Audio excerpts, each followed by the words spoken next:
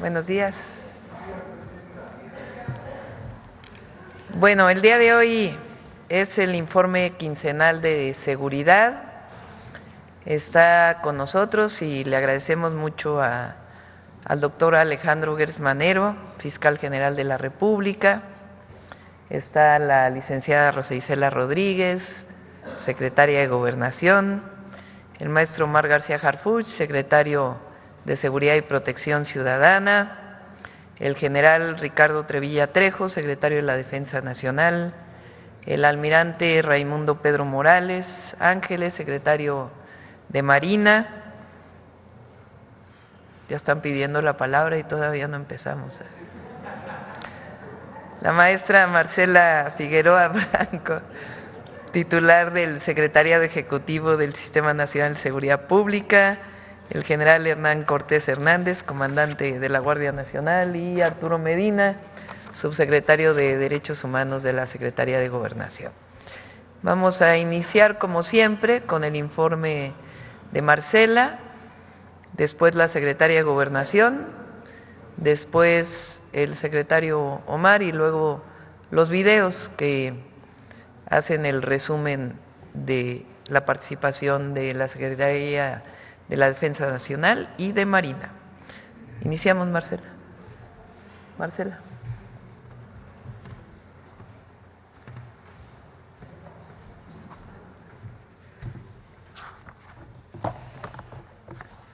Muy buenos días a todas y a todos. Con su permiso, Presidenta.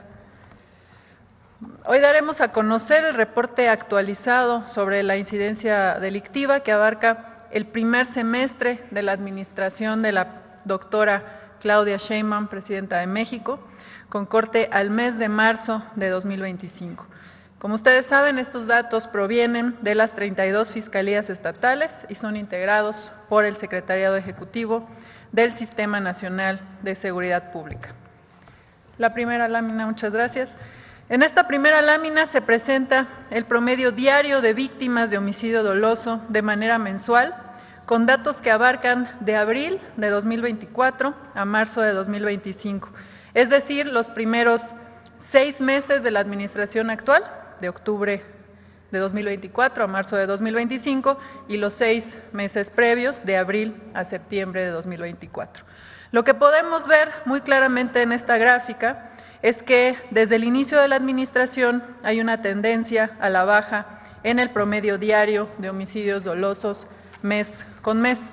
Resalta que entre septiembre de 2024, que se registró un promedio de 86.9 víctimas de homicidio diarias, y marzo de 2025, que promedió 74.7, hay una reducción de 12 homicidios menos por día. Esta lámina muestra precisamente la comparación entre septiembre de 2024 y marzo de 2025 en el promedio diario de víctimas de homicidio doloso. La reducción observada representa una disminución de 14% en los primeros 6 meses de la actual administración en materia de homicidios dolosos. Ahora bien, la siguiente, por favor. Para mostrar la evolución del delito de homicidio a lo largo del tiempo, presentamos esta tendencia tomando en cuenta como referencia el mes de marzo de 2018 hasta 2025. Como se ve en la gráfica, podemos ver, como decía, todos los meses de marzo, y resalta este de 2025, que es el más bajo de toda la serie desde 2018. El valor más alto se había alcanzado en marzo de 2020 con 98.1 víctimas diarias, y desde entonces se ha observado una disminución sostenida con reducciones consecutivas durante los últimos 5 años. También resaltamos que este primer trimestre de 2025 es el más bajo desde 2018. En la siguiente gráfica podemos ver la evolución de los homicidios de manera anual de 2018 a lo que va de 2025. Como se puede observar, entre 2018 y 2020 el promedio diario se mantuvo por encima de las 100 víctimas de homicidio diarias. A partir de 2021 comienza una tendencia sostenida a la baja que se ha mantenido durante 5 años consecutivos. En este primer trimestre de 2025, el promedio diario se ubica en 75.5 víctimas, lo que representa una reducción de 24.8 respecto a 2018. A continuación, la siguiente. Se presenta la distribución total de víctimas de homicidio doloso por entidad federativa de octubre de 2024 a marzo de 2025, correspondiente a la actual administración. Durante este periodo, el promedio nacional fue de 440.69 víctimas por entidad, sumando los 6 meses, y 17 estados se encuentran por debajo de este promedio. Asimismo, se observa que 7 entidades concentran el 51.5% del total de víctimas a nivel nacional. Estas entidades son, en primer lugar, Guanajuato, que representa el 13.7% en estos 6 meses, Baja California en segundo lugar, con casi la mitad de lo que representa Guanajuato, 7.2%, Estado de México 6.8%, Chihuahua 6.7%, Sinaloa 6.5%, Guerrero 5.4% y Jalisco 5.3%. La siguiente, por favor. En esta siguiente gráfica, la intención es destacar la disminución de homicidios estado por estado. En primer lugar, lo que identificamos es que en estos primeros 6 meses de la actual administración se redujo el homicidio en 27 entidades. La barra completa representa el promedio de homicidios que se tenía en septiembre de 2024 y el color verde los homicidios registrados en marzo de 2025. Es decir, la parte dorada es la barra que proporciona la disminución de homicidios en cada uno de estos estados. Entre las entidades con mayores reducciones destacan por el número de homicidios totales que concentran Baja California, que ocupa el segundo lugar nacional en homicidios, tiene una disminución de 31.3%, y el Estado de México, que ocupa el tercer lugar de homicidios a nivel nacional, tuvo una reducción de 19.3% en estos 6 meses. La siguiente. A continuación se presentan gráficas con la evolución del promedio diario de víctimas de homicidio doloso en entidades federativas que por su volumen o variación reciente resultan especialmente relevantes. Está el caso de Guanajuato, primer lugar en homicidios totales a nivel nacional, en donde se identifica una tendencia a la alza en el promedio diario de homicidios a lo largo de este periodo, es decir, si se compara septiembre, que se tenían 9.43 víctimas de homicidios diarios, a marzo, que alcanzó 11.06, hay un incremento de 17.3% en 6 meses. Sin embargo, es relevante observar la siguiente. Esta es Guanajuato también, pero con observaciones de manera semanal. Es de resaltar las últimas 3 semanas de este periodo, en el que se identifica que en las primeras 11 semanas del año prevaleció un comportamiento elevado, incluso en la semana 10 del año, que fue la segunda semana de marzo, llegó un pico de 15.84 víctimas durante esta semana. Posteriormente, a partir de la semana 11, se va viendo una reducción. En esta semana se llevaron a cabo detenciones relevantes de generadores de violencia en operativos simultáneos realizados por las fuerzas federales en los estados de Guanajuato, Querétaro y Yucatán, y destaca este descenso sostenido en el promedio diario de homicidios. Como decía, en estas últimas 3 semanas, el promedio disminuyó de manera significativa, pasando de 12.87 a 6.71 víctimas diarias la semana pasada que concluyó, lo que representa una reducción del 48% en este periodo en el estado de Guanajuato. La siguiente. Con respecto a Baja California, se aprecia que en septiembre de 2024 el promedio diario fue de 7.13 víctimas y desde entonces se observa una tendencia sostenida de manera decreciente que llegó a su punto más bajo en marzo de 2025 con un promedio de 4.9 homicidios por día. Esta variación representa una disminución de 31.3% en un periodo de 6 meses. De manera similar, el Estado de México muestra una tendencia a la baja en el promedio diario de víctimas de homicidio doloso. En septiembre registró un promedio de 6.63 víctimas diarias, mientras que para marzo esta cifra fue de 5.35, lo que representa una disminución de 19.3% en los primeros 6 meses de la administración. En el caso de Sinaloa, se observa una disminución sostenida en el promedio diario de víctimas de homicidio doloso entre octubre de 2024 y marzo de 2025. Tras registrar un incremento relevante en septiembre asociado a los acontecimientos de los que todos tenemos conocimiento, en una pugna entre dos facciones del crimen organizado, el promedio diario de víctimas se ubicó en 5.9 durante el mes de octubre. A partir de ese momento se implementaron 2 reforzamientos, uno en octubre y uno en septiembre por parte de las fuerzas federales, y como resultado se ha mostrado una tendencia descendente sostenida que ha alcanzado un promedio de 4.35 víctimas diarias para este marzo de 2025. Esta variación representa una reducción del 25.8% en estos 6 meses de administración. En el estado de Tabasco, en el análisis semanal del promedio diario de víctimas, ahí podemos ver también un análisis semanal de lo que va de 2025, podemos ver que los primeros meses alcanzan cifras incluso de 5 víctimas diarias algunas semanas. A partir de la semana 7, exactamente el 16 de febrero, se hace un reforzamiento de la estrategia de seguridad por parte del gobierno federal en la entidad, lo cual marca un punto claro de inflexión en esta tendencia. En la semana siguiente se observa una reducción sostenida que se ha estabilizado en niveles cercanos a 2.6 víctimas diarias hacia el cierre de este trimestre. Este cambio representa una disminución del 42.2% en el promedio diario de homicidios tras la implementación de esta estrategia del gobierno federal. Y finalmente, en Guerrero, el promedio diario de víctimas de homicidio doloso también presentó una disminución significativa en los últimos 6 meses del periodo analizado.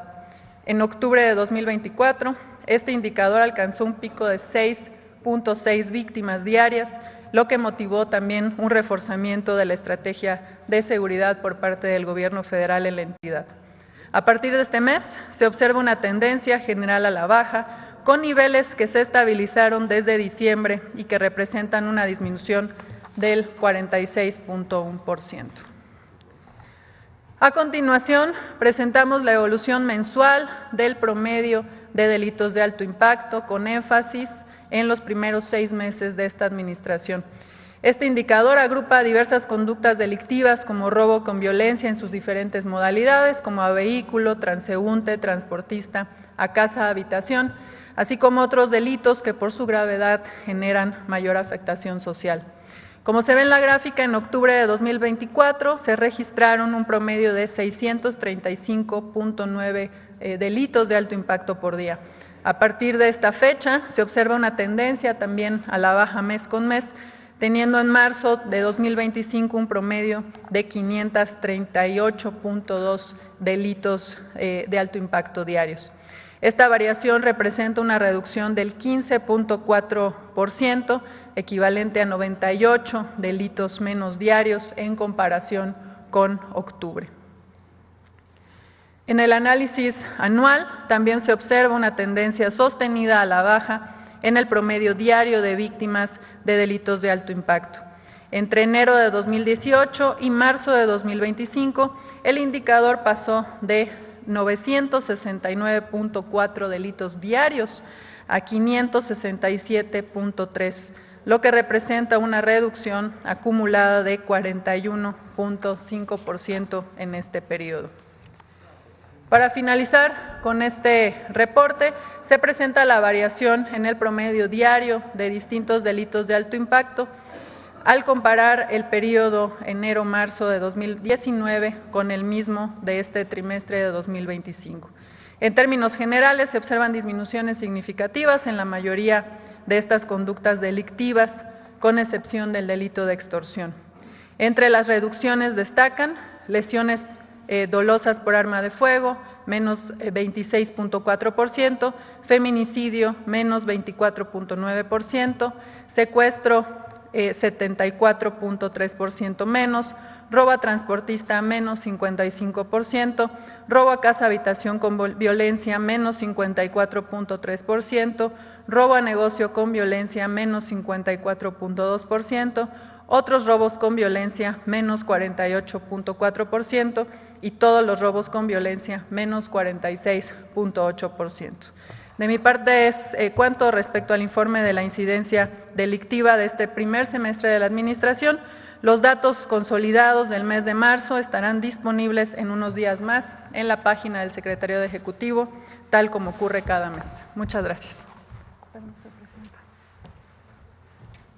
Con su permiso, Presidenta. Buenos días a todas y todos.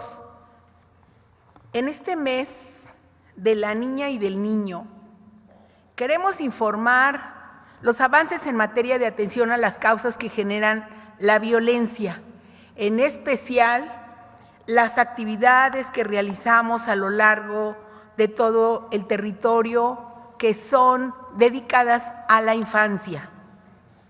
Porque estamos ciertos que infancia es destino. El gobierno de la presidenta Claudia Sheinbaum ha privilegiado el trabajo en las colonias y comunidades donde se han efectuado casi 100,000 visitas para brindar acceso a programas y realizar acciones directamente en donde vive la gente. Por eso tenemos todo un despliegue de personal de instituciones del gobierno federal, de los gobiernos estatales y municipales en puntos prioritarios del país, y estamos articulando esfuerzos a través de las mesas de paz también. Y lo hacemos porque queremos que nuestros menores de edad tengan alimento suficiente, reciban servicios de salud, accedan a la educación, participen en actividades recreativas, puedan disfrutar de espacios abiertos con seguridad, que ejerzan sus derechos y sean felices. Queremos que nuestros niños y jóvenes cuenten con alternativas y no vean como opción de vida la delincuencia. Coincidimos que los espacios en donde viven y hacen comunidad nuestras familias deben ser atendidos. Por eso, junto con vecinas y vecinos, estas semanas dignificamos viviendas, recuperamos y generamos senderos de paz para que toda la población, sobre todo mujeres y niñas, caminen con seguridad. Hay un gran entusiasmo por participar en las acciones que estamos realizando, comunidades en Acapulco, en Guerrero, en Juárez, Chihuahua, en León y Celaya, en Guanajuato, por ejemplo, se sumaron a las brigadas para llevar a cabo el pintado de fachadas, limpieza de áreas comunes y de esparcimiento. Queremos que más niñas y niños, adolescentes y jóvenes regresen a los espacios comunes, a jugar, a platicar, a realizar actividades deportivas, culturales y artísticas, y que se apropien de estos sitios. Uno de los mejores ejemplos del interés que ha generado entre la población este trabajo fue la clase nacional de box que se llevó a cabo el domingo pasado y cuya preparación desde las 1,424 jornadas de paz requirió la organización de entrenamientos. Continuamos también con las ferias de paz. A la fecha llevamos 122 para lograr con música, dibujo, promoción de la lectura, convivencia comunitaria, prevención de las violencias, higiene personal, fomento al deporte y a la cultura y muchas otras acciones dirigidas a nuestras niñas y niños. También se regalaron libros e impartieron pláticas para la prevención del suicidio, el cuidado de la salud mental, nutrición a nuestros adolescentes y jóvenes, y con sí al desarme, sí a la paz, seguimos promoviendo la entrega voluntaria y totalmente anónima de armas de fuego por dinero en efectivo, para evitar el riesgo precisamente de accidentes en los hogares y alejar este tipo de artefactos de nuestras niñas y niños, adolescentes y jóvenes, con ayuda de la Iglesia Católica. Del 10 de enero a la fecha, recibimos 1,297 armas recolectadas, 875 armas cortas, 302 armas largas y 120 granadas, además de cartuchos y estopines. Hemos estado en la Ciudad de México, en Guerrero, en Chiapas, en Chihuahua, en Guanajuato, en Tabasco, con este programa. Y la semana pasada se instaló un módulo de canje en el atrio de la Catedral de Celaya, donde se recibieron, entre otras, 3 armas, por ejemplo, 3 armas de uso exclusivo del Ejército y 2 rifles AR-15 y un AK-47. También se realizó el canje en la Catedral de Villahermosa, Tabasco. Además, llevamos a cabo el intercambio de 3,162 juguetes bélicos por juguetes lúdicos, recreativos y didácticos.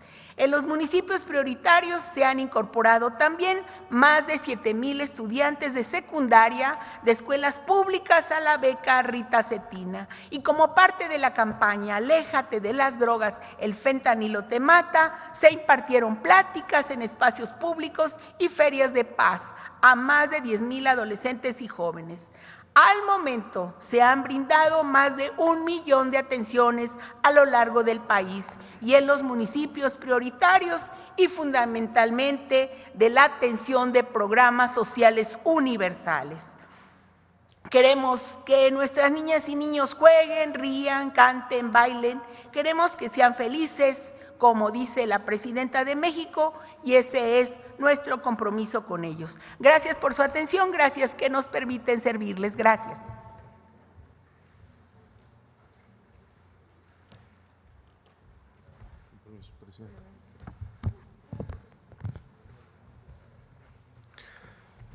Muy buenos días. Con su permiso, Presidenta. En estos 6 meses de gobierno, bajo el liderazgo de la Presidenta Claudia Sheinbaum, el Gabinete de Seguridad ha fortalecido la coordinación entre la Secretaría de la Defensa Nacional, la Secretaría de Marina, Secretaría de Seguridad y Protección Ciudadana, Fiscalía General de la República, Guardia Nacional, Centro Nacional de Inteligencia y, por supuesto, la Secretaría de Gobernación. Se ha avanzado en la consolidación de la Guardia Nacional dentro de la Secretaría de la Defensa Nacional, que actualmente ya cuenta con más de 130,000 elementos. Muchos de los logros que hemos presentado en estas conferencias han sido posibles gracias a esta corporación. Ahora, integrada a la Secretaría de la Defensa Nacional, lo que garantiza su estabilidad, permanencia, disciplina, profesionalismo y lealtad a México. Por su parte, la Secretaría de Marina ha fortalecido sus capacidades y ha aumentado las operaciones en aguas internacionales con un total de casi 28,500 acciones en tierra, mar y aire en estos 6 meses de gobierno. En cuanto al eje de atención a las causas, la Secretaría de Gobernación ha incrementado la presencia en las entidades prioritarias con programas como Sí al Desarme, Sí a la Paz, lo que ha permitido retirar miles de armas de las calles. Durante esta primera mitad del año, se aprobaron las reformas constitucionales enviadas por la Presidenta para otorgar facultades de investigación a la Secretaría de Seguridad, lo que nos ha permitido ampliar nuestras herramientas legales y operativas para ser más eficientes para la ciudadanía, trabajando en absoluta coordinación con la Fiscalía General de la República. Durante este primer semestre, estamos incrementando las capacidades tecnológicas del Centro Nacional de Inteligencia y aumentando su estado de fuerza con más analistas y agentes. Recientemente, lanzamos una convocatoria dirigida a jóvenes comprometidos para que se formen como agentes de investigación e inteligencia en la Secretaría de Seguridad y sirvan a su país trabajando por la pacificación en coordinación con el Ejército Mexicano y la Marina. La seguridad es una responsabilidad compartida entre los distintos niveles de gobierno. Más del 90% de los delitos en México son del fuero común y estos son justamente los que más lastiman a la gente: robo de vehículo, asalto a negocio, asalto en la vía pública. Por eso estamos trabajando cada vez más de manera coordinada entre el Gabinete de Seguridad y las autoridades estatales, realizando acciones conjuntamente y de manera coordinada. En los primeros 6 meses de gobierno de la presidenta Claudia Sheinbaum se han obtenido los siguientes resultados. Han sido detenidas 17.258 personas por delitos de alto impacto, lo que nos ha permitido desarticular redes criminales. Asimismo, se han asegurado más de 140 toneladas de droga, incluyendo cerca de 1,5 toneladas y más de 2 millones de pastillas de fentanilo, evitando que estas sustancias afecten la salud de miles de jóvenes. También se han sacado de las calles más de 9,000 armas de fuego.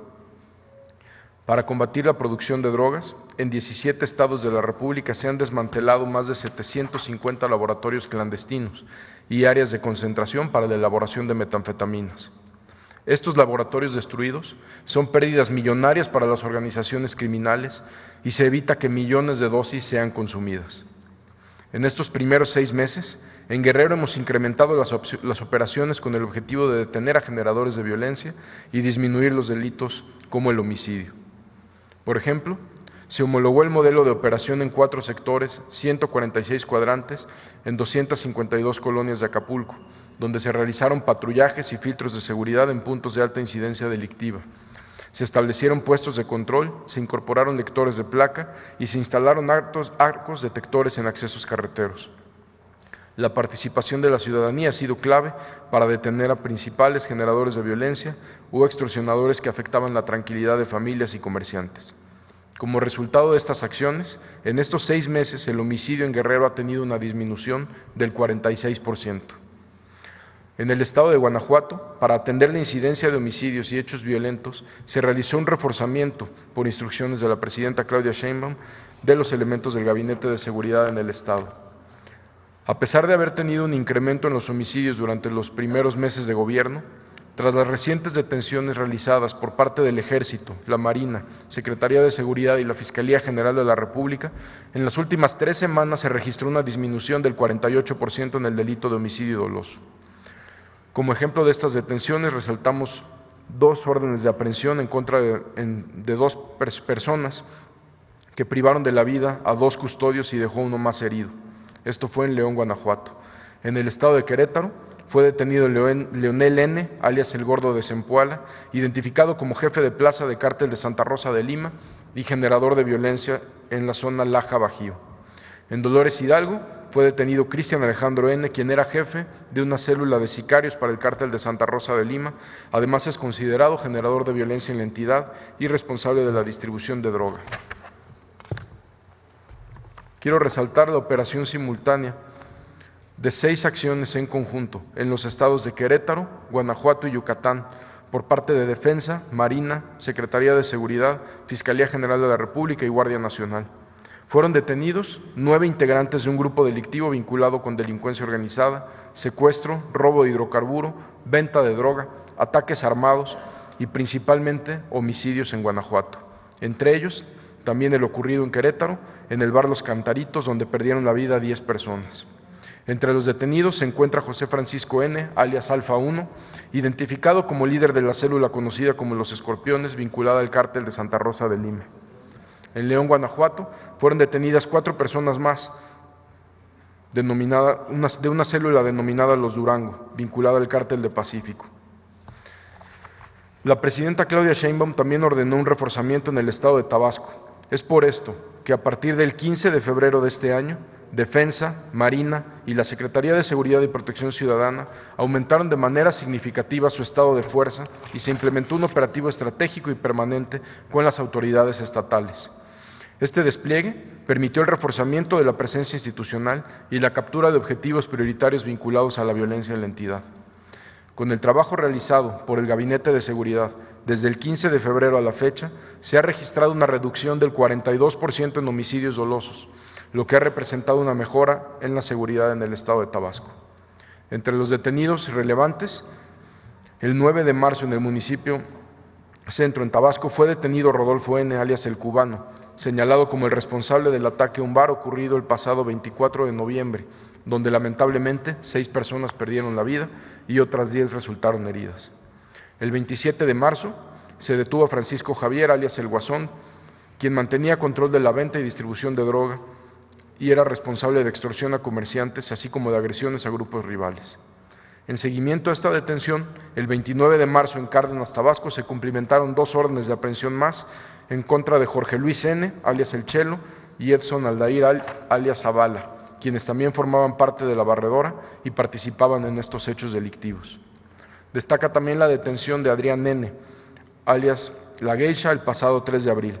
Esta persona se fugó de prisión en el 2023 y está vinculado con delitos de alto impacto como extorsión, secuestro, homicidio y ataque a autoridades locales.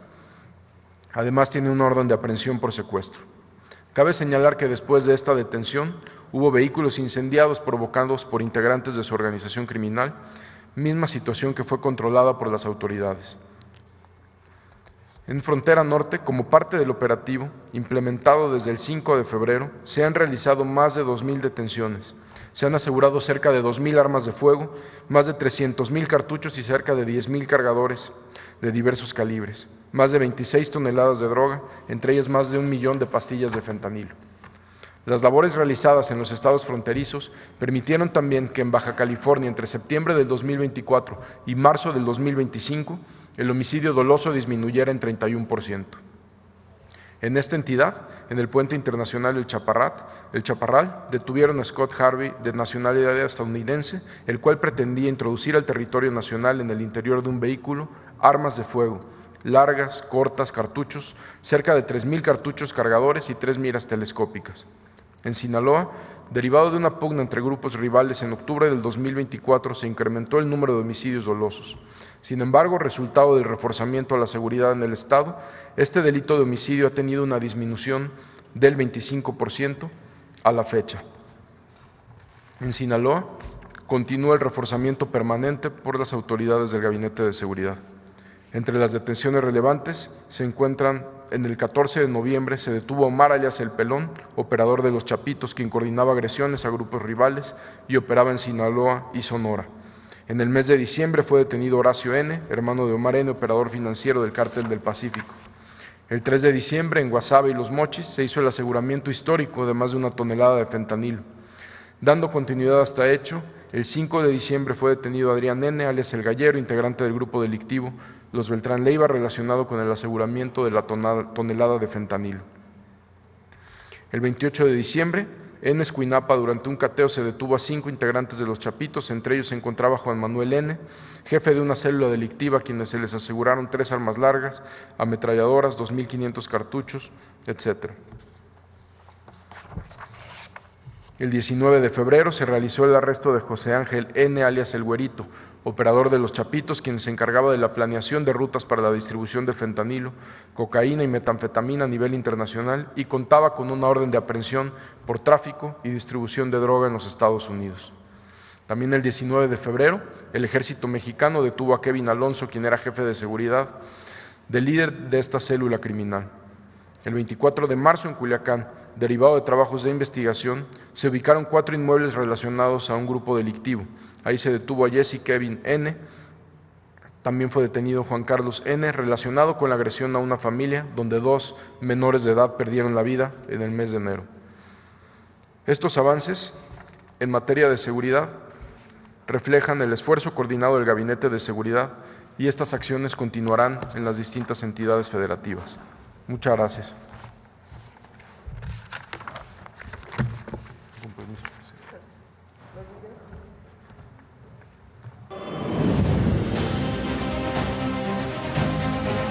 Dentro de las acciones emprendidas en la Estrategia Nacional de Seguridad, el Gobierno de México ha logrado desde octubre del 2024 a la fecha resultados relevantes en el aseguramiento de estupefacientes, armamento ilícito y la captura de personas clave vinculadas con actividades delictivas. Se han localizado y destruido un total de 140.5 toneladas de droga, incluyendo cerca de 1,5 toneladas, así como más de 2 millones de pastillas de fentanilo, más de 57 toneladas de metanfetaminas, más de 40 toneladas y media de cocaína y alrededor de 40 toneladas 800 kilos de marihuana. Esto representa una afectación económica a la delincuencia de 39.626.912.851 pesos. Se han localizado y destruido un total de 758 laboratorios clandestinos y áreas empleadas para la producción de metanfetaminas. También se han asegurado 8.958 armas de fuego, 1.809.436 cartuchos, 325 granadas, 12.799 vehículos y 36 embarcaciones. Se han detenido a 17.258 infractores de la ley, así como importantes objetivos generadores de violencia. Del 26 de marzo al 8 de abril, destacan los siguientes: Salud Francisco N., Jesús Manuel N., Leonardo N., Adán Alexis N., Jesús Abel N., Carlos N.,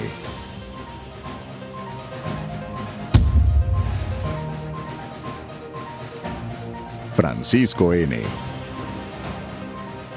Manuel N., Elías N., Edson N.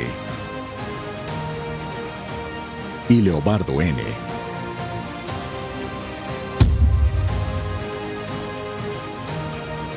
Cada operativo, cada detención y cada aseguramiento representan menos violencia en las calles, familias protegidas y un México que avanza hacia la construcción de la paz. En 6 meses de gobierno, gracias a una estrategia integral que atiende las causas profundas de la violencia, la consolidación de la Guardia Nacional, el fortalecimiento de la inteligencia e investigación y la estrecha coordinación del Gabinete de Seguridad con las autoridades locales, hemos logrado una disminución en el promedio diario de víctimas de homicidio doloso en 27 entidades. Entre ellas destacan las siguientes: Guanajuato, menos 48% en las últimas 3 semanas. Guerrero, menos 46.1%. Tabasco, menos 42.2%. Baja California, menos 31.3%. Sinaloa, menos 25.8%. Y Estado de México, menos 19.3%. Continúa en marcha la Operación Frontera Norte, como parte de la estrategia integral para fortalecer la seguridad en el país, con los siguientes resultados hasta el 6 de abril. 2.200 detenidos y el aseguramiento de 1.960 armas de fuego de diferentes calibres, 9.666 cargadores, 7.705.41 kilogramos de marihuana, 745.62 kilogramos de cocaína, 17.628.92 kilogramos de metanfetaminas, 163.35 kilogramos y 1.130.239 pastillas de fentanilo, 105.702 kilogramos y 465.330 litros de sustancias químicas. 33 laboratorios clandestinos de producción de metanfetaminas, así como 1.811 vehículos y 273 inmuebles. Este esfuerzo demuestra un sólido compromiso con el fortalecimiento de la seguridad, el apoyo constante al bienestar de los ciudadanos y el fomento al desarrollo de nuestro país. Gobierno de México. Listo. Sobre seguridad.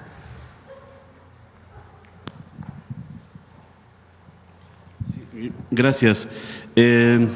Hoy en el Gabinete de Seguridad, Presidenta, no sé si usted o el secretario nos quisieran comentar el tema de lo ocurrido ayer en Sinaloa, en este centro de control, donde se tenía gente que estaba siendo tratada por adicciones y la irrupción de este grupo criminal. No sé si se tenga ya idea de qué grupo fue el que lo perpetró y si ya tienen algunos avances en investigaciones. Entiendo que fue recién, pero ¿habrá algo, secretario?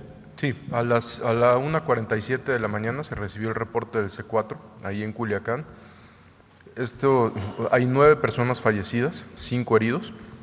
Ingresan a un inmueble, los homicidios no fueron en vía pública, llegan hacia el interior de este centro de rehabilitación, como bien usted menciona, un centro de adicciones. de nombre Shaddai. Hay 9 personas fallecidas, todos hombres, todos mayores de edad. Todo indica, son los primeros informes, pero lo vamos a informar con más precisión conforme avancen las investigaciones, que fue una célula de los conocidos como los Chapitos, agrediendo a una célula al interior de este centro de rehabilitación de su grupo antagónico de los Mayos. Esa es la información que tenemos ahorita. Hay vehículos que ya tenemos información de qué vehículos participaron y estamos trabajando con las autoridades locales también para dar con esta detención. Por las características del hecho, ¿este evento será investigado por la Fiscalía Estatal o será traído por la Fiscalía General? Lo tiene la Fiscalía General de Justicia del Estado y nosotros estamos también, la Fiscalía General de la República, Sedena, Marina, Secretaría de Seguridad, estamos trabajando en colaboración con la Fiscalía Local. Entonces fueron los Chapitos los que irrumpieron. Son los primeros reportes. Si hubiera información adicional, se las hacemos saber, pero es la información preliminar que tenemos.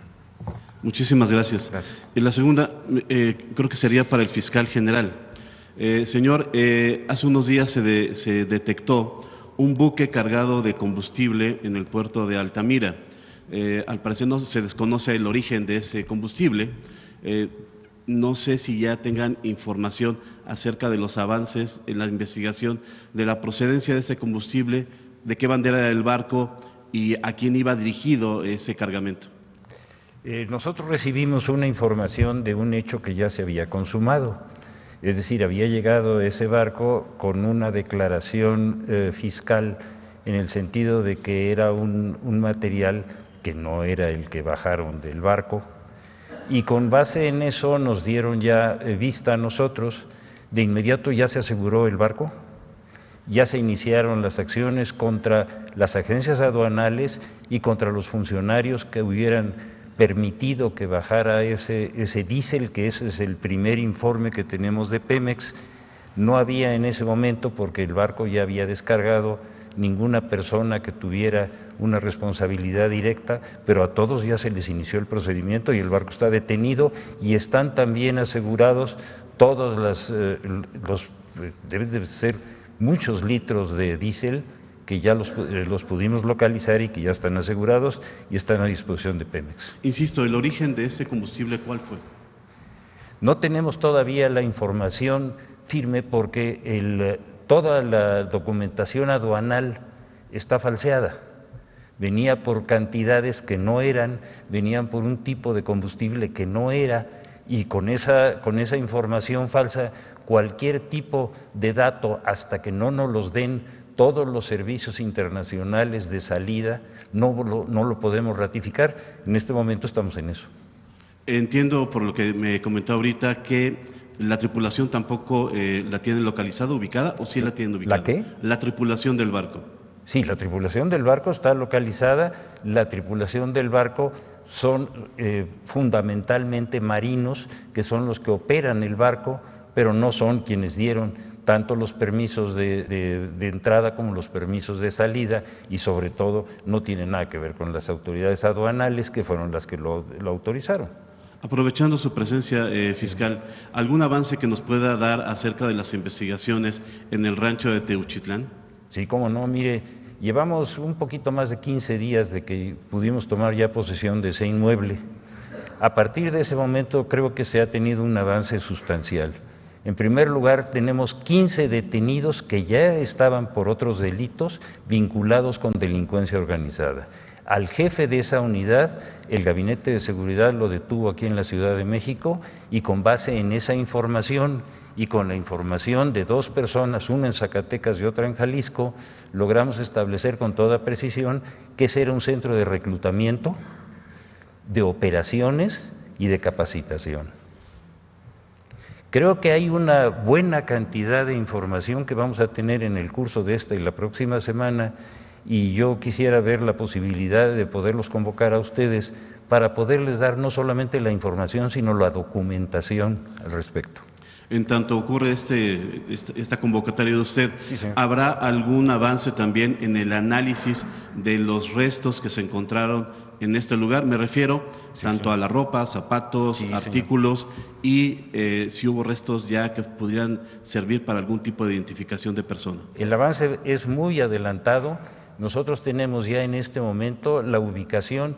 Primero mandamos a hacer una prueba de la tierra, los materiales pétreos y los materiales de construcción de todo el inmueble para determinar si había habido ahí una huella suficiente para una acción de cremación.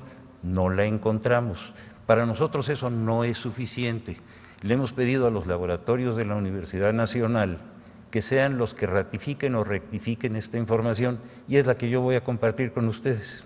No hay plazo para esta entrega de resultados. No, tiene que ser inmediato. Ok. Muchísimas gracias. A usted. Fiscal. De la desaparición del periodista Alfredo Jiménez Mota. ¿Tiene algún avance de esta investigación? Es un periodista sonorense que desapareció hace 20 años y la investigación la tiene la FGR desde 2005, precisamente desde que desapareció. Alfredo Jiménez Mota.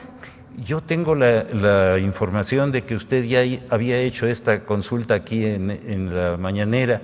En razón de eso y de que es un asunto que ya tiene más de 20 años, yo le pedí al área correspondiente que me diera un informe completo y pormenorizado y se lo quiero entregar a usted por escrito. En esta reunión que vamos a tener, yo con mucho gusto se lo hago llegar. Muchas gracias. ¿Cuándo sería, fiscal, la entrega de este? En cuanto tenga yo la respuesta de la Universidad Nacional, primero sobre el tema de las cremaciones posibles y segundo sobre esto, y en esa misma ocasión, con mucho gusto yo se lo doy. Gracias, fiscal. Con permiso. Gracias, Presidenta. Ayer hubo un encuentro de la Secretaría de Gobernación con colectivos de buscadoras de personas desaparecidas. Ahí se habló por parte de la Secretaría de que los funcionarios de su gobierno que fueran omisos ante las denuncias por desaparición tendrían que ser sancionados. ¿Nos podría ampliar un poco más acerca de esto, de cuál sería, no sé si usted o la Secretaria, el enfoque del gobierno federal en este sentido?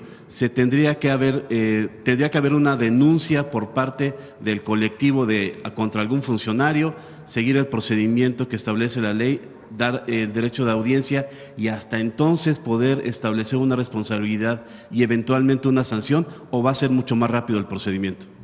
Con su permiso, Presidenta.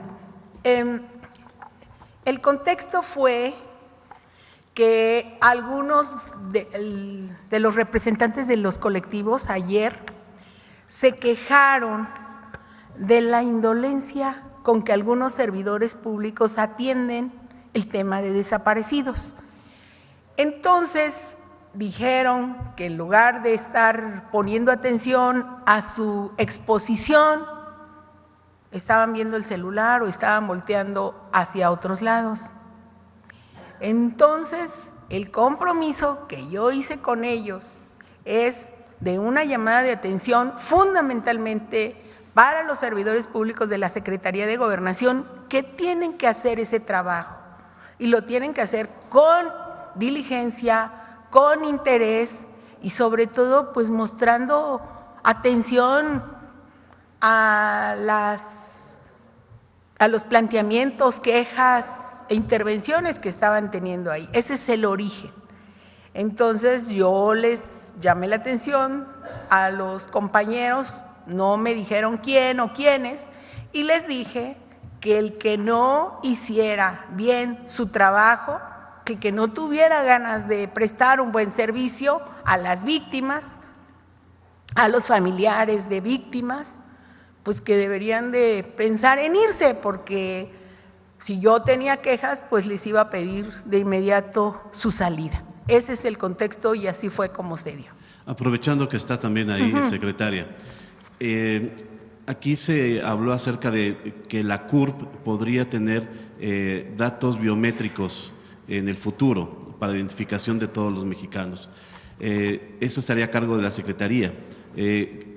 ¿Cuál será el procedimiento para poder incluir estos datos en este documento?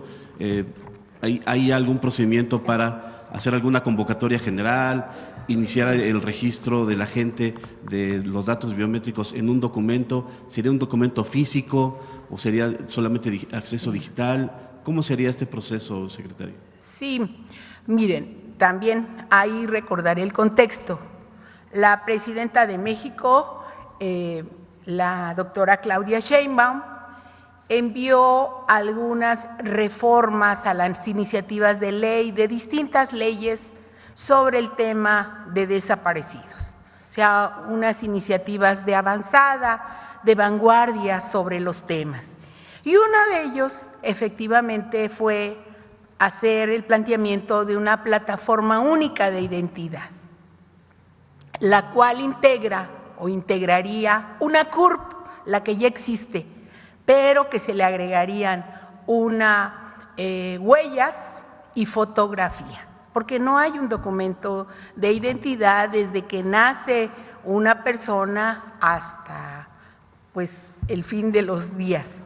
Entonces, esa es la propuesta, que haya un documento de identidad único, que no sea como el INE de los 18 años en adelante para el tema de la votación, sino que comprenda la infancia también. Entonces, hasta ahí va la propuesta, que tendría que pues tener un procedimiento, un protocolo para ver cómo es que se va a aterrizar la propuesta. Pero bueno, como ha dicho la presidenta, nos va a llevar tiempo. ¿Es así? Sí. Muchas gracias, secretaria. Sí, sobre que… Vamos por orden si quieren. Sí. Presidenta, nada más comentar, ayer en el Senado de la República hubo un conversatorio entre diversas organizaciones de la sociedad civil con senadores. Ahí se hizo alusión de que había reclutamiento, continúa el reclutamiento de jóvenes, de adolescentes, incluso de niños, para involucrarlos en el crimen organizado. Las estrategias que usted ha planteado, la de ayer, el concurso y algunas otras de las que nos ha dado cuenta también la secretaria, ¿cómo van funcionando y qué resultados van dando para evitar que los jóvenes se involucren con la delincuencia organizada, presidente?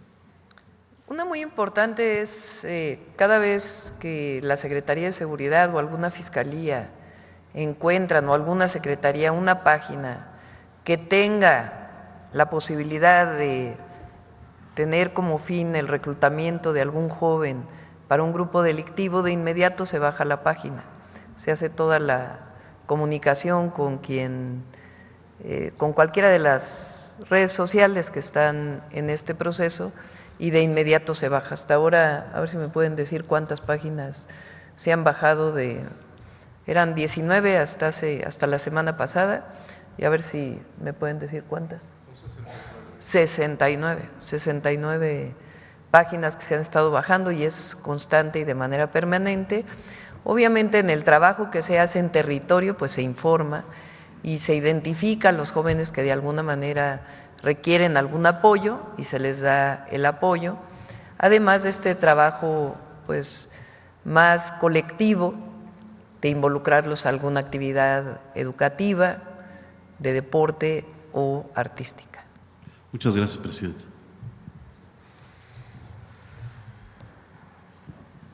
Buenos días, presidenta. Rodrigo Muñoz, de NX Noticias.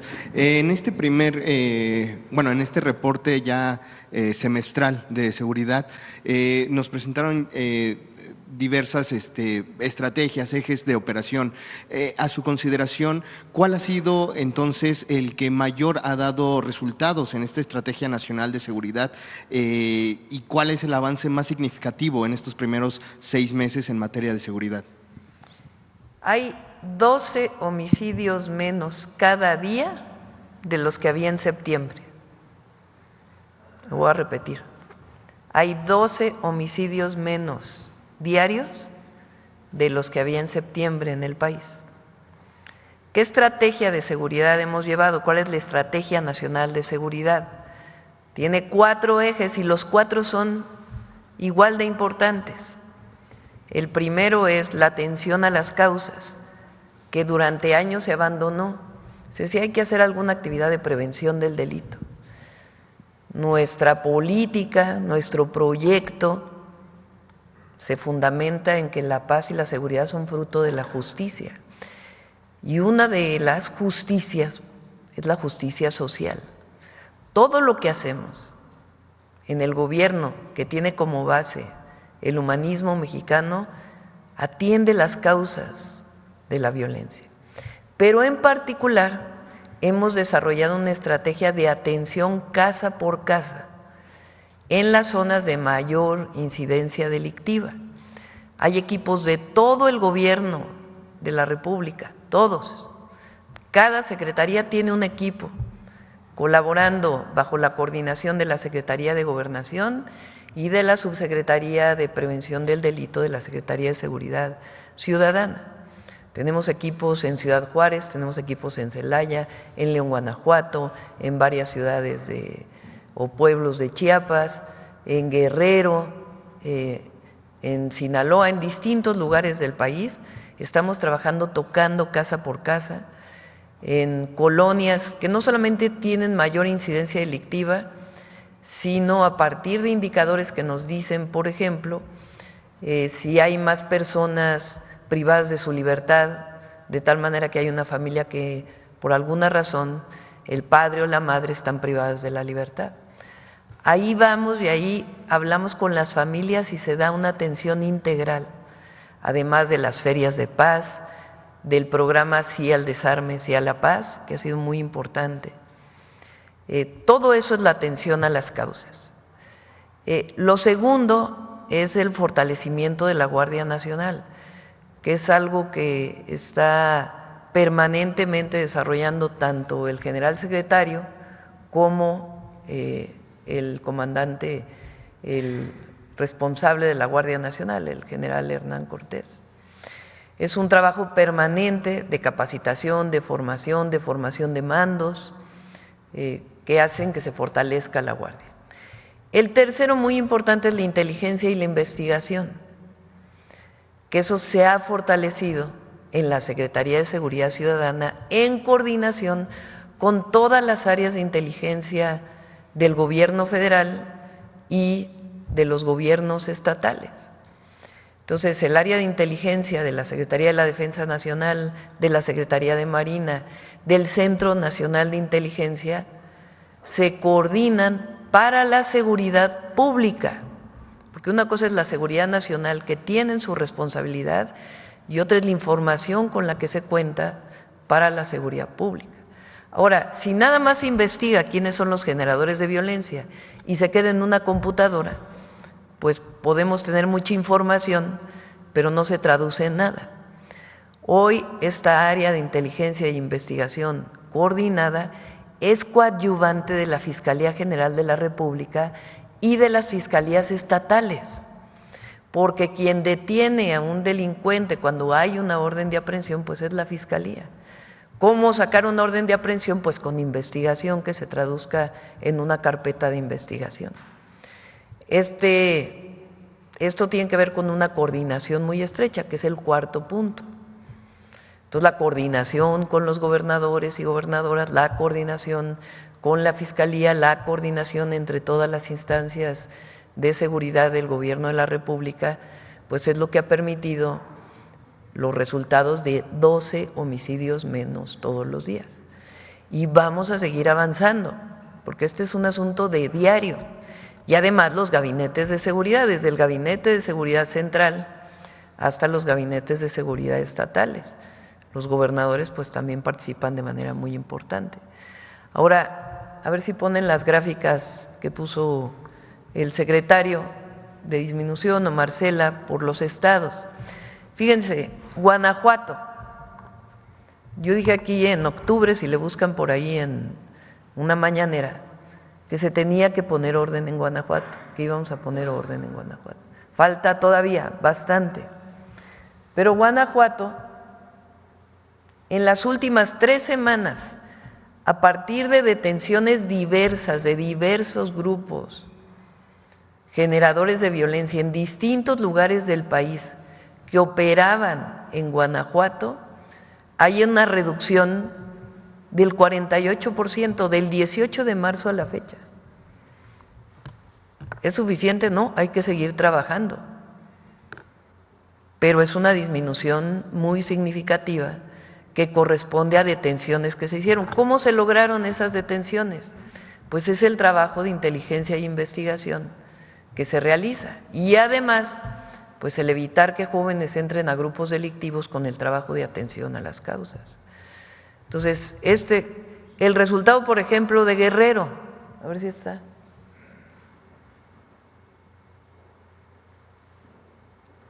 Este es de octubre a la fecha.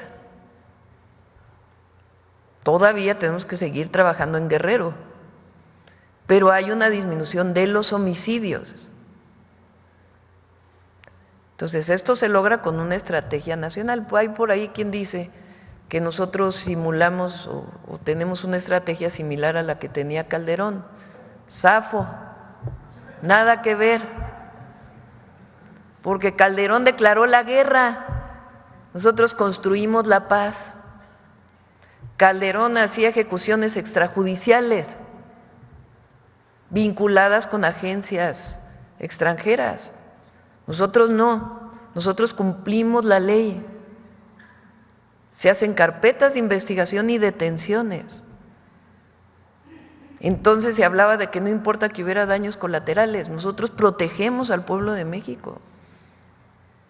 Es una visión completamente distinta y es una estrategia integral.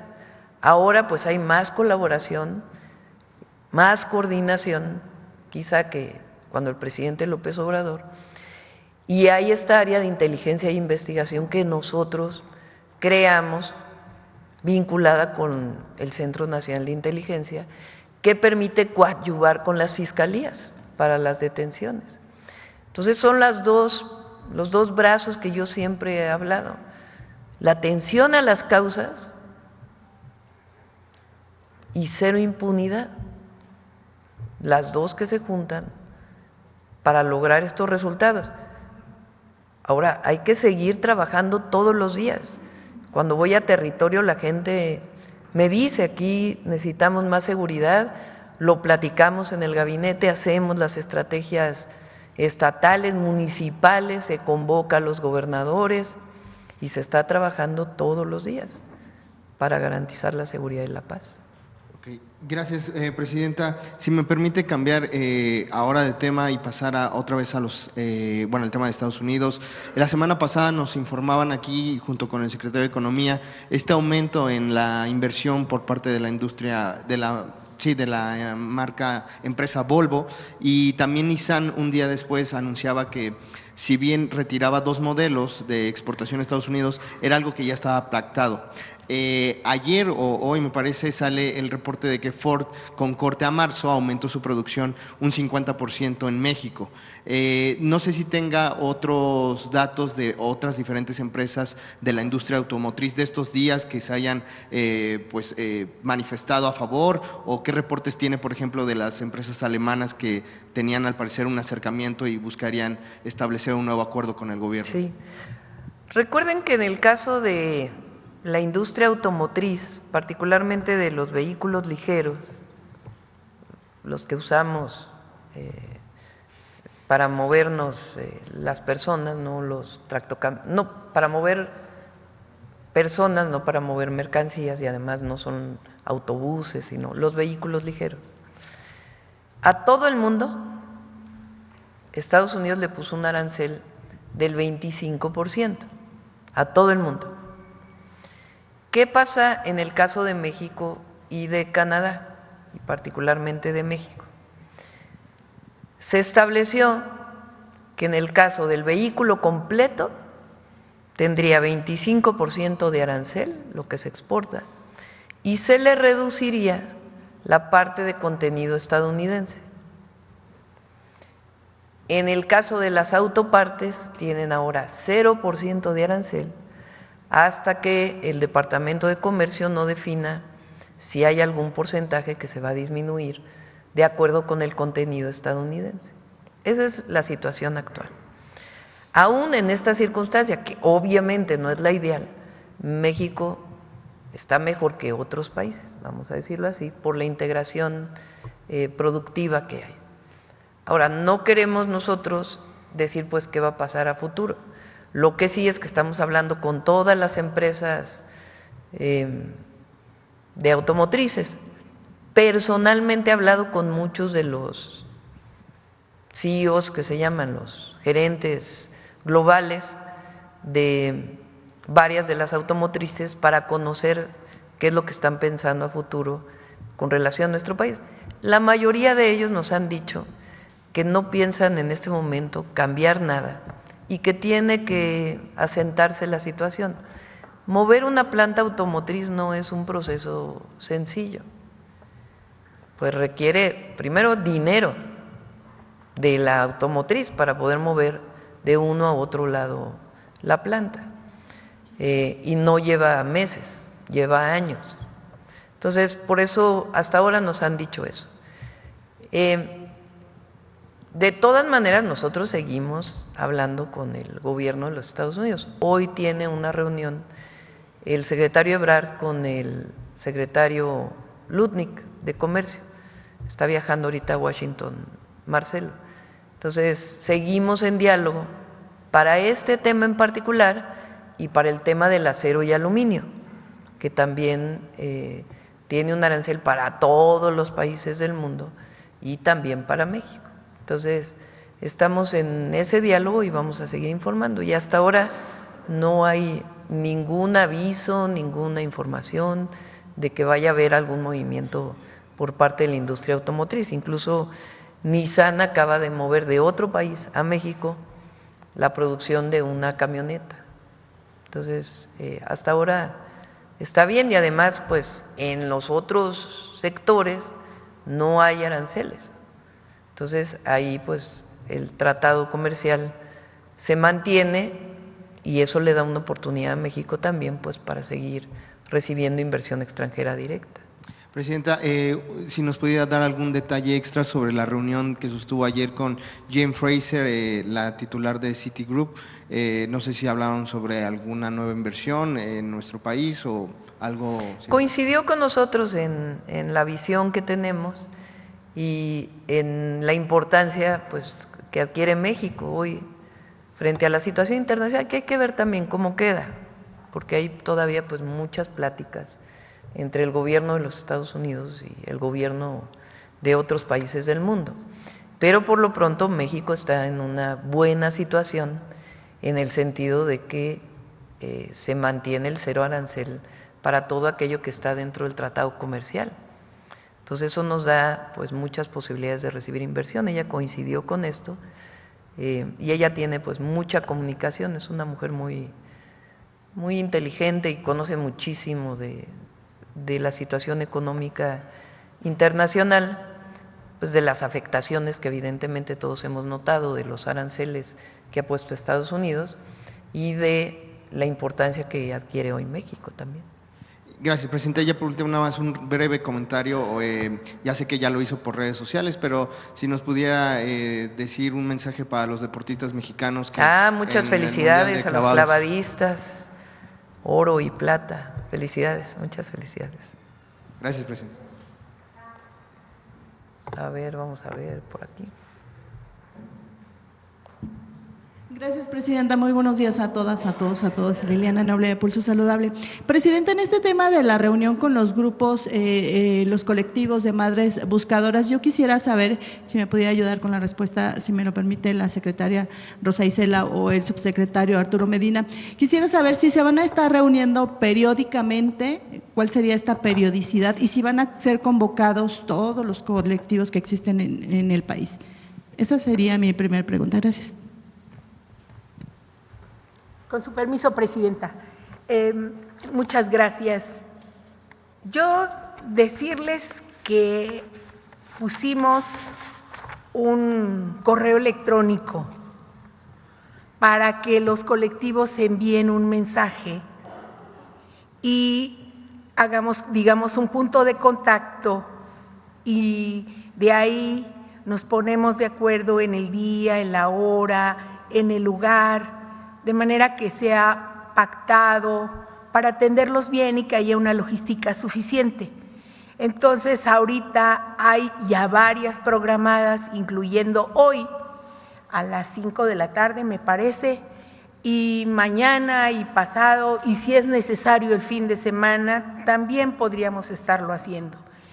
Entonces, no hay una periodicidad porque nos estamos acoplando ambos a las agendas, pero hay personal dispuesto para hacerlo. Lo que pasa es que la instrucción de la presidenta fue que personalmente la Secretaría de Gobernación los recibiera y escucháramos y pusiéramos atención a sus planteamientos. Entonces, así lo estamos haciendo, así lo vamos a hacer, y pues el tiempo que sea necesario, y le vamos a dedicar toda la atención.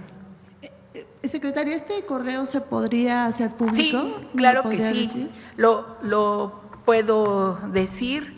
Es minúsculas unidh@segov.gov.mx. Repito, unidh@segov.gov.mx.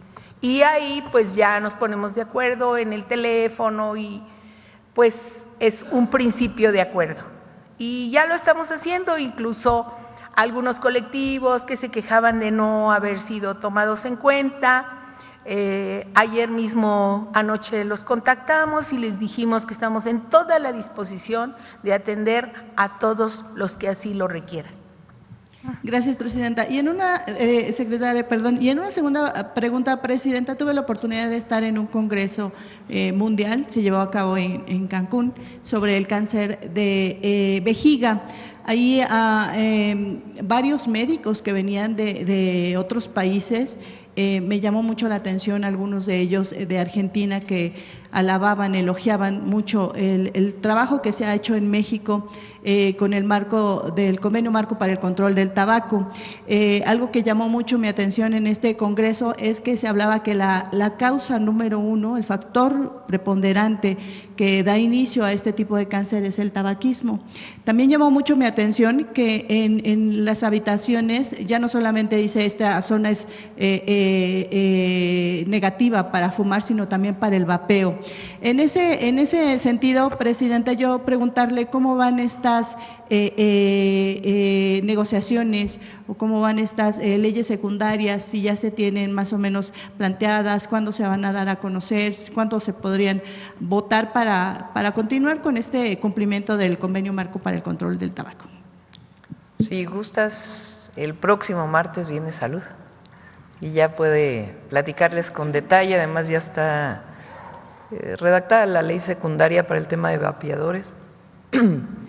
Ya se va a enviar pronto. Lo que pasa es que ahora a la ley de salud, ley nacional o ley general, ¿verdad? Ley general de salud, se le va a incluir esta parte también para promover que haya mayor producción de medicamentos en México.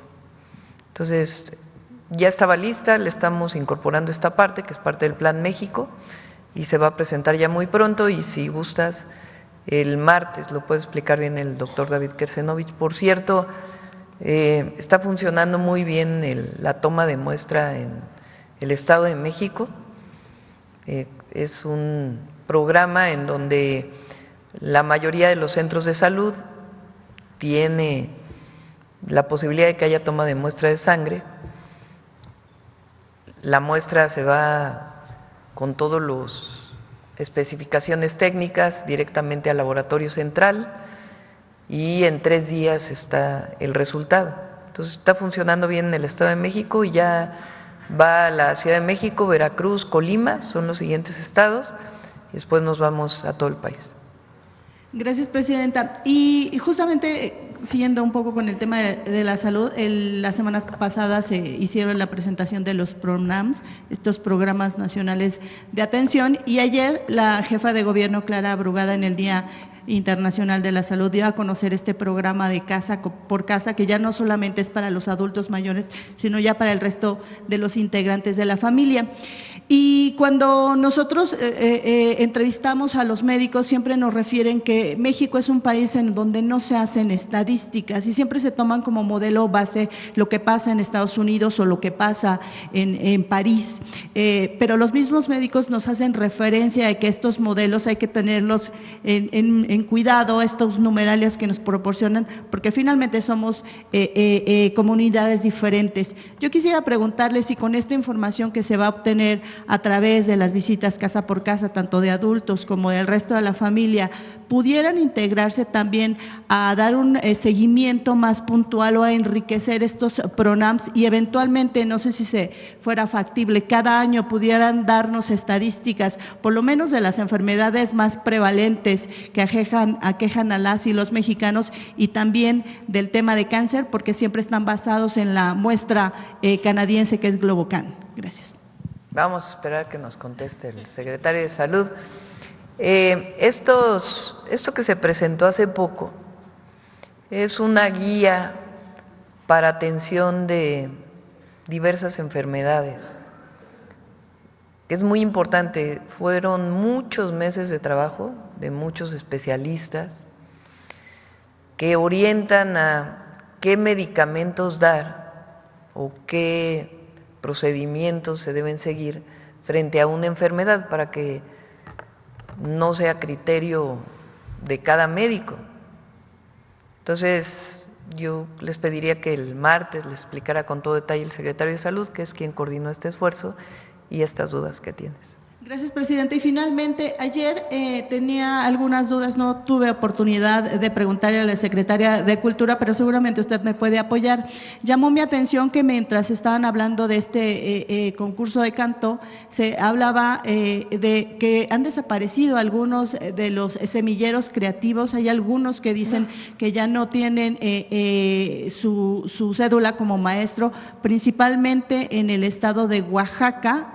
Esto no de sé hecho, si se sea ampliaron. Cierto. Es una muy buena iniciativa que tuvo Alejandra Frausto cuando fue secretaria de Cultura con el presidente López Obrador. Yo me comprometí a continuarla y se hizo una revisión de todos los semilleros e incluso se ampliaron el número de semilleros. Entonces ya los detalles se los puede platicar Claudia Curiel, le podemos pedir que nos haga una nota, pero no, de ninguna manera desaparecieron. Presidenta, y en ese mismo sentido también preguntarle cómo van todos los trabajos que se han hecho ahora que visitó esta ampliación en la cuarta sección del bosque de Chapultepec. Y también tengo entendido, cuando fui a la inauguración de Calán, lo que era antes la Secretaría de Salud, que ahí también se iban a dar clases de canto, de baile, de actuación. Estas alternativas siguen en pie y también me preguntaba mucha gente que en qué lugares en el país hay para poder tomar clases de canto y si cómo van a categorizar la parte de los cantantes, de los autores y de los compositores. ¿Harían un match entre la composición musical y la composición escrita para que alguien la interprete? Eso sería todo. Gracias. Sí. Bueno, hay distintos lugares que tienen los propios estados de promoción de la cultura y de educación artística. El concurso, pues hay jueces que están determinados pues por los organizadores. Hay que decir que el gobierno participa y da todas las facilidades y la televisión pública va a ser el escenario para la presentación de todos los cantantes, todas las cantantes, compositoras, compositores. Pero no es que el gobierno decida quiénes son los jueces, porque pues no, lo decide el comité organizador. Entonces hay jueces y además está el público que va a participar con su voto. Ya al final, las salas finales ya no cuentan los jueces, ya cuenta solamente la votación del público y ya los jueces determinarán pues cómo se premia al compositor, al cantante o al cantautor, ya lo van a determinar los organizadores. Lo que sí es que vamos a hacer escuela de canto en todas las escuelas públicas y eso lo vamos a anunciar muy pronto. Sí. Aparte están los pilares que hicimos en la ciudad, que estamos evaluando junto con los gobiernos estatales que tengan interés para hacer pilares en los estados. Eso es, sí. Adelante. Buenos días, Presidenta. Gusto saludarla, Víctor Bárcenas, de Radio Educación. En el tema de los aranceles, sin duda estamos asistiendo a un paradigma nuevo en el comercio internacional. Derivado de ello, también las dudas persisten respecto del futuro del comercio que México pueda tener con otros países. ¿Está planteándose diversificar los mercados que México tendrá con otras naciones, dado que lo que ocurra en Estados Unidos con esta política de Trump pues es muy incierto y a lo mejor fracasa en esta postura de hacer a América grande otra vez y realmente no sea el eje como para competir con el mundo a nivel global en esta nueva etapa comercial? Con miras a la renegociación del Tratado de Libre Comercio, ¿qué perspectiva tendrían particularmente su gobierno para diversificar mercados con otros espacios? Bueno, un tema es la relación comercial con Estados Unidos. Hoy el tratado comercial sigue vigente. Ahora, por supuesto, el tema de la automotriz, el acero y el aluminio, pues no van con el tratado comercial. Entonces, por eso estamos en este diálogo. Y hay una integración económica muy importante entre México y Estados Unidos, que la palabra para nosotros pues es integración con soberanía, que es fundamental. La revisión, porque no es renegociación, es la revisión del tratado, se da en 2026. Entonces vamos a esperar, pues ahora, porque realmente pues cambiaron mucho las cosas por parte del gobierno de los Estados Unidos. Con México no tanto, y hay que decirlo, tampoco con Canadá. Y vamos a esperar pues a las negociaciones que tengamos. De todas maneras, nuestra posición es el fortalecimiento del mercado interno y también el buscar diversificar las dos cosas. Les pongo un ejemplo. Nosotros importamos 1 millón de vehículos para el mercado interno. De los 4 millones de vehículos que se producen, 3,5 van para exportación. E importamos 1 millón para nuestro mercado interno. Pues obviamente lo que nosotros estamos buscando pues es que haya cadenas productivas para nuestro mercado interno. Y por eso son los 18 puntos que van desde la autosuficiencia alimentaria. Nosotros tenemos que producir, por cierto, hoy sale en la jornada de que va a haber menor producción de granos. Obviamente hay sequía en el norte, pero todo lo que estamos haciendo pues es para aumentar la producción, particularmente de maíz y de frijol. El trigo pues tiene su característica especial, pero el objetivo es aumentar la producción particularmente de maíz y estamos diversificando territorialmente y con apoyos diversos, sobre todo al pequeño productor, con todos los programas que estamos haciendo. Entonces, estamos trabajando para aumentar incluso en casi 5 millones de toneladas la producción de maíz, 300,000 toneladas la producción de frijol, que es justo lo que importamos. Entonces, desde la autosuficiencia alimentaria, la autosuficiencia energética y todo el programa que estamos planteando, que tiene fechas muy concretas y que les vamos a dar seguimiento. Entonces, lo primero es el fortalecimiento del mercado interno y la producción nacional para el mercado interno. Pues estamos importando prácticamente lo que exportamos. Entonces, lo que nosotros queremos es disminuir lo que importamos para producirlo aquí. Muchísimas industrias que existían en México pues han disminuido y lo que queremos es fortalecerlas. Y en la circunstancia actual internacional, ese es nuestro planteamiento. Además, lo dijimos desde que entramos, desde octubre, hablamos del Plan México. Entonces, por eso el Plan México es válido y es todavía más válido ahora. Y además, diversificar nuestros mercados, que es uno de los planteamientos que vamos a hacer mañana en la CELAC. Nosotros, como América Latina y el Caribe, mi perspectiva o nuestra perspectiva de nuestro gobierno es que tiene que haber pues mayor pláticas para la integración.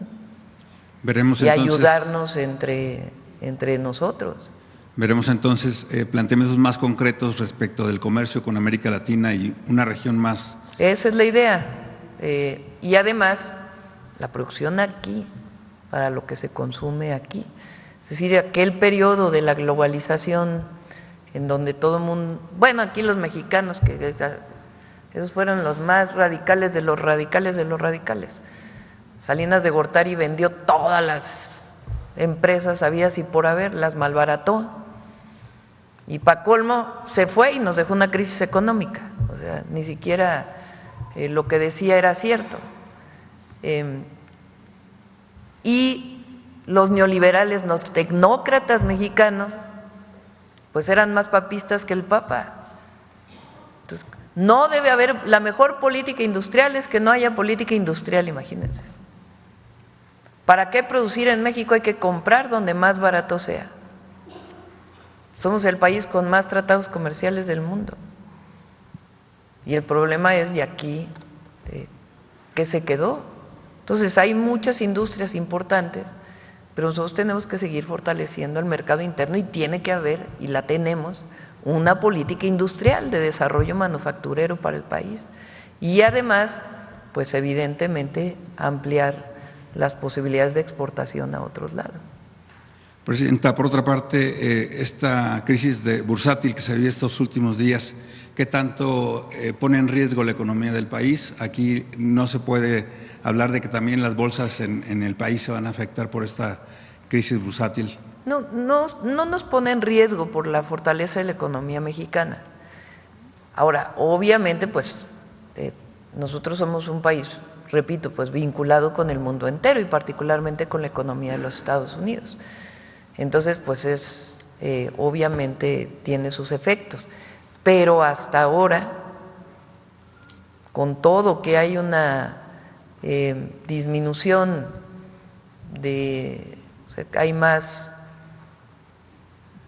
hay una depreciación, digamos, muy ligera del peso, pues se ha mantenido de manera muy importante, muy importante.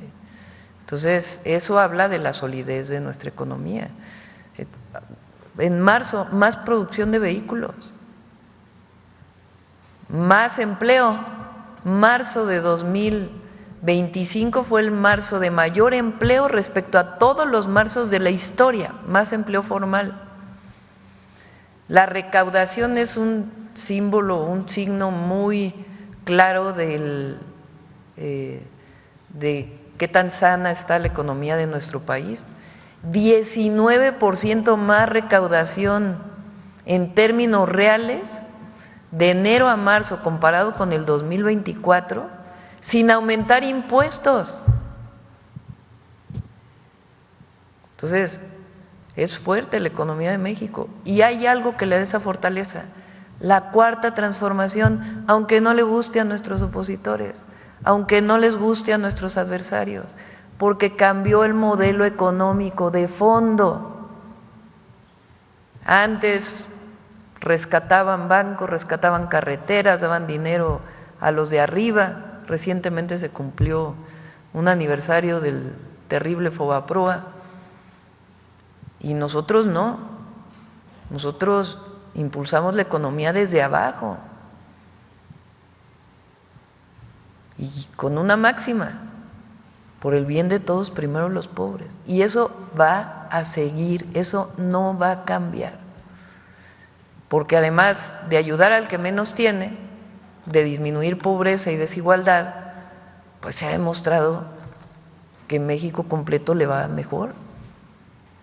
Gracias, Presidenta. Mi segunda pregunta, no sé si el fiscal puede responder. Según recuerdo, en la conferencia que dio, hablaba de que había restos humanos y que había que investigar. En este informe que va a presentar en breve, ¿van a aparecer realmente cuánto, en referencia a este asunto, de si hay posibilidad de restos humanos allí en ese lugar? Y también, más o menos, como a cuánta gente entrenaban, si ya se sabe ese tipo de datos, el cártel Jalisco Nueva Generación en este rancho. Mire, hay varias ocasiones en que se lograron establecer algunos restos humanos. Están muy fraccionados, son pequeños cuencos donde se hallan restos que no corresponden directamente a un solo cadáver. Estos restos tienen en algunos casos huellas de algún tipo de cremación. Por lo tanto, nosotros lo que hemos hecho es primero hacer el dictamen pericial que nos corresponde y luego, como lo dije hace un momento, igual que lo estamos haciendo con la tierra y las construcciones, mandarlo a los laboratorios de la Universidad Nacional para que se establezca con toda precisión la antigüedad de esos restos, si existe alguna vinculación con alguna de las personas que están interesadas en la búsqueda de personas. Y en esto creo que hay algo que es muy importante. Una vez que terminemos todo este proceso pericial, vamos a abrir ese campo para que todos los colectivos puedan trabajar ahí, y no solamente lo abriremos, sino que vamos a dar todas las facilidades para trabajar en ellos, y todos estos restos van a estar a disposición pública para que se ratifique la decisión pericial que nosotros tomemos. Muchas gracias. ¿De cuánto tiempo se habla, para que se lleve a cabo lo que acaba de mencionar, de que los colectivos también puedan colaborar? Mire, yo ahí dependo de lo que me digan los laboratorios de la universidad. Les hemos dicho que esto es un asunto de extrema urgencia. Ellos tienen un protocolo de análisis que, como cualquier protocolo pericial, tiene sus tiempos. Cuando platiquemos de esto ya en detalle, les voy a dar a ustedes cuáles son las fechas que ellos nos han dado para la entrega de sus resultados. Y esos resultados, junto con toda esta información, es la que vamos a hacer pública, con mucho gusto. Fiscal, nada más por último, ¿a qué se debió la doble detención de la misma persona, de Gabriel J., que se detuvo en octubre del año pasado y se presumía que era un policía inactivo? En ese momento se dijo que era de Tala, y ahora nuevamente el 22 de marzo se vuelve a detener a la misma persona, pero ahora se menciona que es de Acatic. De hecho, mencionaron que la detención fue en Colima. Esa situación, ¿por qué se dio? ¿Lo liberaron el año pasado? ¿Se escapó? ¿Qué fue lo que pasó, fiscal? Acuérdese usted que hubo una serie de detenciones del Fuero Común en las cuales a estos individuos ya se les había iniciado un procedimiento por delitos del Fuero Común. Entonces, todas estas personas ahora están involucradas en delincuencia organizada y llevan un proceso paralelo, pero es la misma persona, no son personas diferentes. Entonces, y esto es una parte también muy importante que debemos de señalar. Acabamos de recibir de la Comisión de Derechos Humanos de Jalisco una información en el sentido de que desde 2021 le habían dado a conocer a las autoridades de esa población la situación que estaba ocurriendo y no hicieron nada, que eso está vinculado con lo que usted está diciendo y lo que vamos a informar. Gracias. Finalmente preguntar al secretario Harfuch, si bien es muy importante y reconocible que baje el delito doloso en este periodo de 6 meses, pero ¿qué pasa con el asunto de las extorsiones y el cobro de piso? No sé si pudiera detallarnos sobre ese aspecto.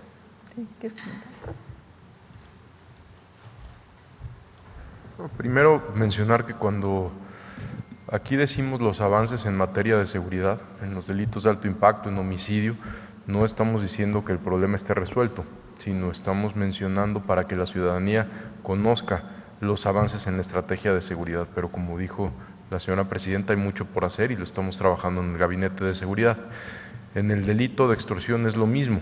Hay lugares donde, por ejemplo, Michoacán, donde la Secretaría de la Defensa Nacional ha tenido muchísimas detenciones de extorsionadores con operativos exitosos en coordinación con la Fiscalía del Estado, y hay otros estados donde tenemos que fortalecer aún más la estrategia en contra de la extorsión. Por ejemplo, como lo mencionamos al inicio de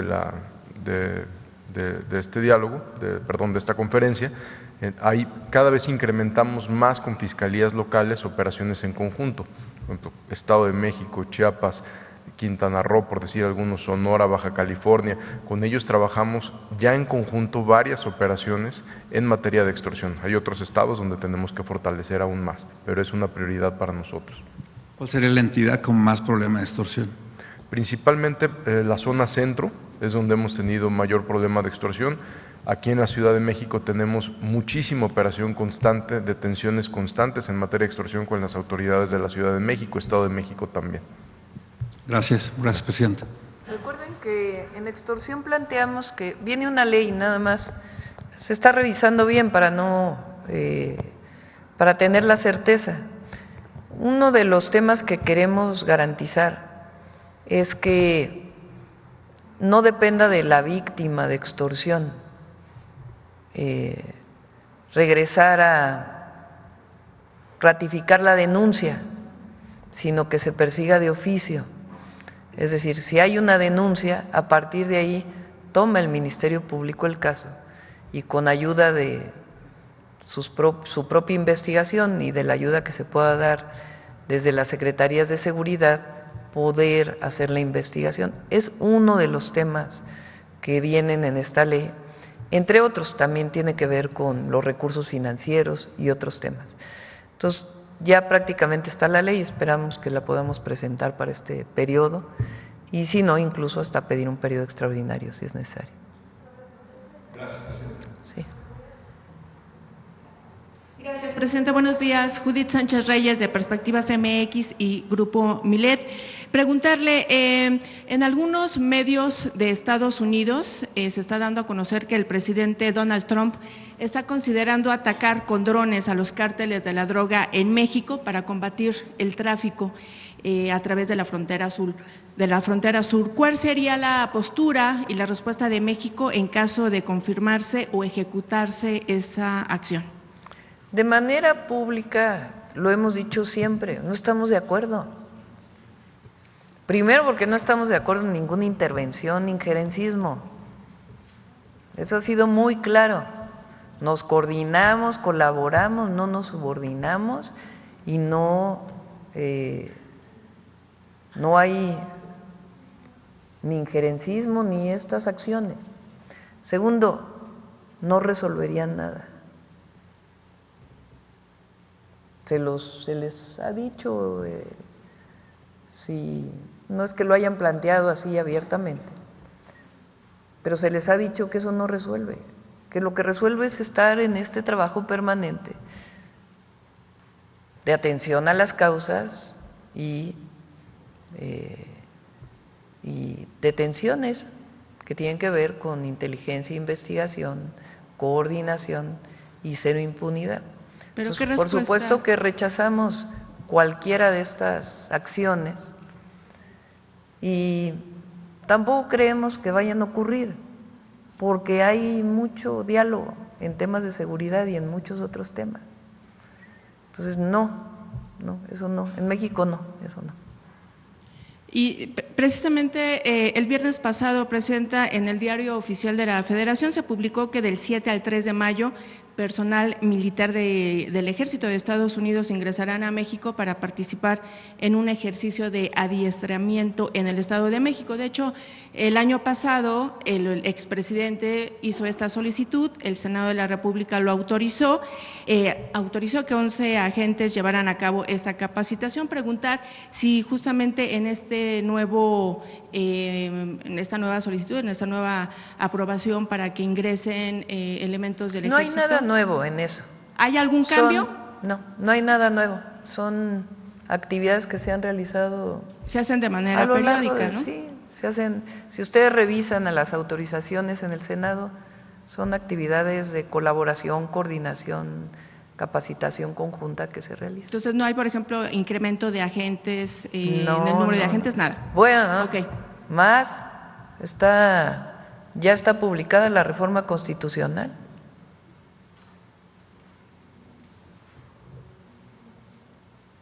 Por si hay alguna, ese es el Diario Oficial de la Federación del 1 de abril, ya no lo mencionamos aquí. Pero, a ver, baja.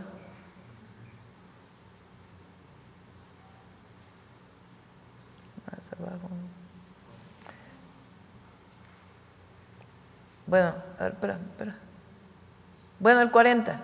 El pueblo de México bajo ninguna circunstancia aceptará intervenciones, intromisiones o cualquier otro acto desde el extranjero.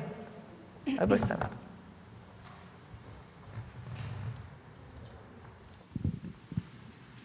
Ya esto es constitución, ya es constitucional. El pueblo de México bajo ninguna circunstancia aceptará intervenciones, intromisiones o cualquier otro acto desde el extranjero que sea lesivo a la integridad, independencia y soberanía de la nación, tales como golpes de Estado, injerencias en elecciones o la violación del territorio mexicano, sea esta por tierra, agua, mar o espacio aéreo. Tampoco consentirá intervención en investigación y persecución alguna sin la autorización y colaboración expresa del Estado mexicano en el marco de las leyes aplicables. Y en el 19, si regresan arriba, no, nomás abajo, abajo, hasta abajo.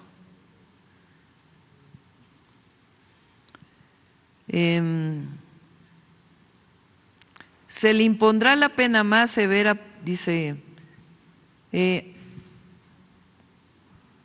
a cualquier extranjero que realice actividades al margen de la ley vinculadas con los párrafos 2 y 3 del artículo 40 de esta Constitución, se le impondrá la pena más severa posible, así como la medida cautelar de prisión preventiva oficiosa. Por si hay alguna duda. Presidenta, también hace unos días el Comité contra la Desaparición Forzada de la ONU pidió resguardar el rancho Izaguirre junto con los restos y elementos de prueba encontrado en el predio.